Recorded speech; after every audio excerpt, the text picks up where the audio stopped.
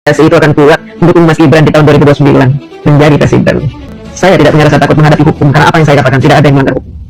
Kalaupun saya menyuarakan untuk melengsarkan Prabowo Subianto, itu ada alasannya, karena Bapak Prabowo membela koruptor.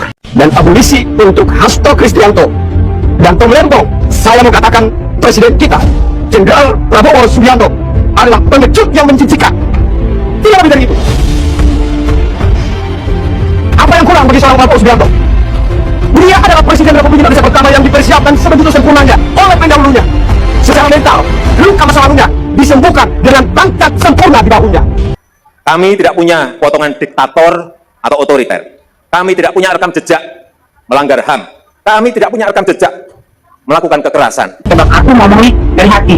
Aku ini bang, selama ini yang melihat para pembenci Bapak Joko Widodo, terutama di bagian anak-anak abang, ya dari kelompok Anies Baswedan, menghina Bapak Joko Widodo, merendahkannya, mencaci makinya, memfitnahnya sesuka hati di media televisi, dikasih panggung.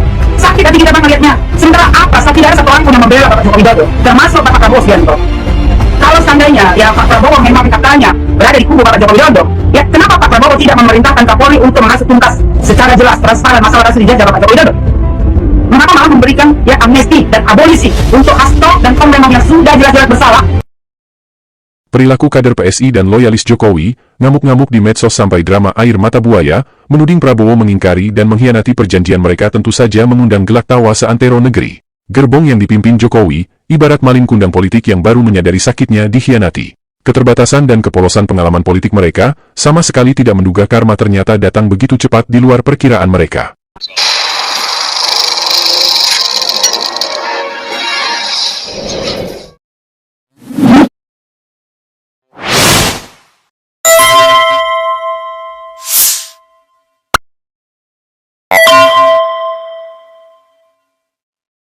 Dan video ini ditujukan bagi generasi muda bangsa yang belum terkontaminasi program cuci otak ala PSI. Masih segar dalam ingatan kita, serangkaian serangan cuci otak yang dilancarkan oleh kader-kader PSI kepada Prabowo Subianto di tahun-tahun pergantian presiden di periode kedua Jokowi maju sebagai calon presiden tahun 2019.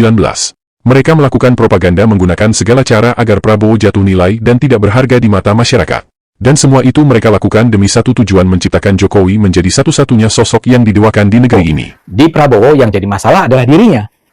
Saya tidak mungkin mendukung Prabowo karena dia memang tidak layak menjadi presiden Indonesia. Kelemahan Prabowo ada pada dirinya dan masa lalunya.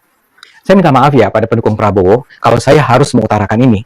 Tapi dalam demokrasi, kita harus bicara jujur, terbuka, agar proses politik bisa membawa Indonesia ke tahap yang lebih baik. Saya setidaknya bisa menyebut 6 persoalan dengan Prabowo. 6 persoalan itu adalah kejahatan HAM-nya di masa lalu, ketidakstabilan psikologis, kedekatannya dengan cendana, kedekatannya dengan kelompok-kelompok pro negara Islam dan pro khilafah, ketiadaan dukungannya pada demokrasi, serta potensi korupsi. Saya harus ingat. Politik ini tentu sangat berbahaya. Ini adalah sebuah tsunami politik, tsunami kebohongan yang luar biasa. Calon presiden Bapak Prabowo Subianto, yaitu kebohongan paling baik. Anak-anak muda yang diotaki oleh Ade Armando, Grace Natalia dan Raja Juli Antoni ini seolah memandang bahwa dunia saat itu sudah berhenti berputar, dan hanya ada satu penguasa yang pantas untuk terus disembah, yaitu Jokowi, dan semua yang melawan Jokowi harus mereka lawan. Mereka berpikir bahwa kekuasaan Jokowi adalah abadi. Politik akan berhenti, dan semua kenikmatan yang ditawarkan Jokowi akan abadi dalam hidup mereka. Sampai menjelang tahun 2024, mereka kemudian tersadar. Ternyata waktu berputar, Jokowi harus turun dari jabatannya. Mereka pun tersentak. Ternyata kekuasaan manusia ada batasnya. Segala upaya yang mereka lakukan membujuk Megawati meloloskan perubahan undang-undang agar presiden bisa 3 periode, atau menjadikan Gibran wakil presiden mendampingi Ganjar Pranowo, ditolak oleh Megawati. Bagi Megawati, landasan negara yang telah diletakkan oleh bapaknya dan para pendiri bangsa yang lain, bahwa kekuasaan tertinggi ada di tangan rakyat melalui wakil-wakil rakyat di DPR sudah final. 560 wakil rakyat di DPR di tahun 2017 telah bermusyawarah dan sepakat mengeluarkan Undang-Undang Nomor 7 Tahun 2017 tentang pemilu yang diantaranya mengatur bahwa masa jabatan presiden hanya 2 kali, dan syarat menjadi presiden dan wakil presiden harus berumur minimal 40 tahun. Terlalu naif, mengubah konstitusi hanya untuk kepentingan satu keluarga, dan bukan untuk kepentingan negara. Jokowi sudah menjabat 2 periode, dan itu harus diakhiri, sementara Gibran, baru berumur 39 tahun, belum memenuhi syarat. Dipenuhi ambisi dan nafsu untuk terus berkuasa, gerbong ini pun beralih dan pindah haluan. Memanfaatkan sisa masa kekuasaannya, Jokowi berhasil memaksa partai dengan rekam jejak buruk ketua partainya di masa lalu untuk dipaksa bergabung dalam satu gerbong. Aturan diubah, Caci maki dan umpatan yang pernah terlontar menghina dan merendahkan Prabowo di masa lalunya pun ditarik kembali. Publik tersentak, Megawati syok sampai Hasto harus mengeluarkan air mata. Namun semua pengamat sudah membuat prediksi bahwa gerbong ini sejatinya sangat rapuh. Mereka berkoalisi dalam sebuah pernikahan yang dipaksakan, bukan atas nama cinta. Jejak masa lalu pernah saling menghujat, saling mengkhianati dan partai yang dipaksa di bawah bayang-bayang masa lalu yang kelam adalah ibarat menyusun rakit di tengah gelombang yang hanya ditautkan oleh tali rami yang rapuh. Sedikit saja terpaan, rakit ini bisa hancur dan berantakan. Kami tidak punya potongan diktator atau otoriter. Kami tidak punya rekam jejak melanggar HAM. Kami tidak punya rekam jejak melakukan kekerasan. Sindiran-sindiran yang mengungkit masa lalu Prabowo diucapkan Jokowi dalam debat calon presiden tahun 2019 semata-mata untuk menjatuhkan martabat dan kredibilitas Prabowo di mata publik. Jokowi mengajak untuk memilih dirinya, dan tidak memilih Prabowo karena menurut dirinya, yaitu Joko Widodo bukan pelanggar HAM, bukan tipe otoriter, dan bukan pelaku kekerasan, sama seperti narasi yang dibangun Ade Armando untuk menjatuhkan Prabowo. Namun waktu terus berputar, kekuasaan Jokowi berakhir, dan semua kata-kata yang pernah dimuntahkan harus ditelan kembali.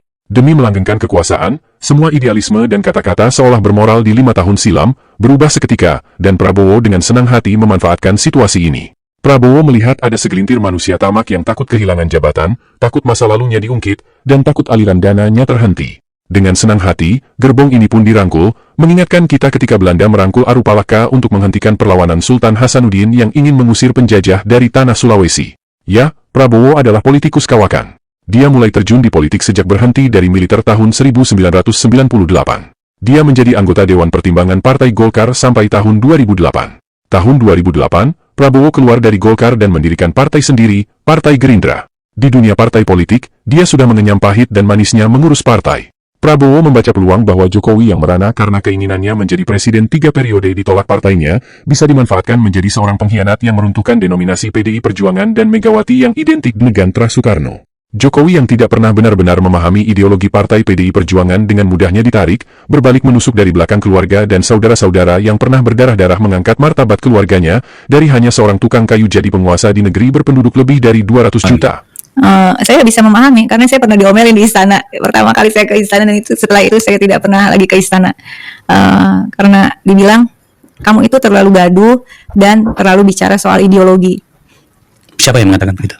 Jokowi. Dia bilang gitu. Kita tidak butuh ideologi gitu, kita hanya bekerja. Nah, saya orang yang tidak menghakimi orang lain.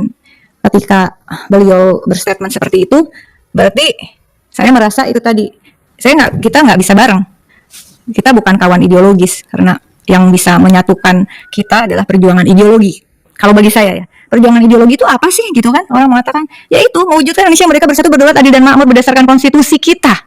Ya, kalau prinsip itu kemudian dikatakan, saya nggak tahu alasan beliau waktu itu mengatakan itu, tetapi itulah terakhir saya bertemu. Kamu tidak mencoba? 5 kali Jokowi menggunakan kendaraan politik PDI Perjuangan, 2 kali di Solo, sekali di Jakarta dan 2 kali Pilpres, Jokowi tidak pernah benar-benar menjadi kader PDI Perjuangan. Jokowi tidak memahami seluk-beluk menjalankan partai, memahami garis kebijakan partai, dan cara menjalin solidaritas untuk tumbuh bersama sebagai satu keluarga tanpa saling mengkhianati dalam sebuah partai politik.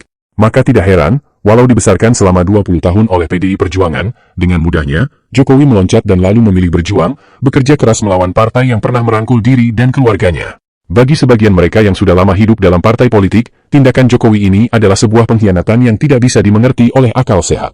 Jadi ketika para loyalis Jokowi sekarang merasa dikhianati oleh Prabowo, mereka sedang merasakan sedikit dari apa yang dulu dirasakan oleh Megawati. Pertemanan Jokowi-Prabowo baru seumur jagung, sejak 2024. Tapi luka Megawati sudah dipupuk sejak Jokowi mulai merasa lebih besar dari partai yang membesarkannya. Hari ini Tom Lembong dan Hasto dibebaskan. Dan itu bukan cuma soal politik balas budi, tapi koreksi atas kekuasaan yang sewenang-wenang. Kalau memang tak bersalah, kenapa harus terus dipenjara?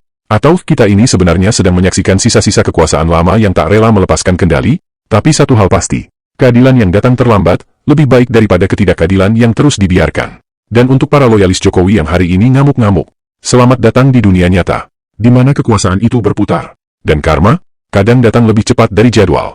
Hapuslah air mata kalian, dan belajar dari kesalahan yang pernah dibuat.